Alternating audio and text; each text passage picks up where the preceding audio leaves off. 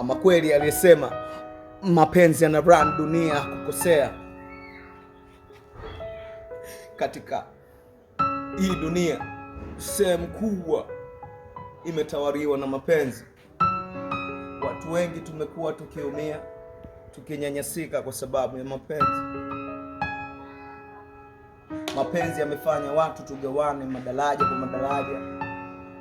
Mwanamke asitamani kutoka na yule kwa sababu tu ya tamaa ya pesa, sio kama anampenda. La hasha, anaweza akampenda msela, lakini msela ahadi nyingi ambazo za kachela zisizotimia zina take time, ngoja kila siku anaumia.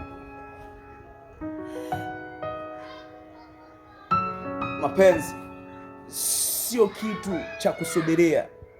Hata unapoambiwa baada ya siku 2 utapatiwa jibu lako, unavokaa kimya, unakuwa unabawabu kwa umakini, kweli ile pisi itanikubali mimi kwa jinsi ilivyo, imenyoka bomba, ana CC 3, mlume ndago kama mimi, mzee wa skani. Pumzi ndio mtaji, simu ndio ofisi. Ahadi nyingi, kweli ataweza kustamili pendo langu kila siku kwenye haya maisha ya ukachela?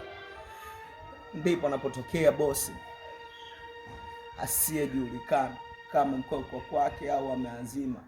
Huyo mwana ana uwezo wa kumteka msichana wako muda wote, wakati wote. Ili kundi baya sana kwenye mapenzi, ndio linalotufanya wauni sometimes tunakuwa tuspendi au kuenjoy kwenye mahusiano. Kila siku tunaishia one and standing. Watch out nigga. Dili sana na kutafuta pesa au kusaka noti. Achana na mapenzi, yatakuja kukupa mikosi.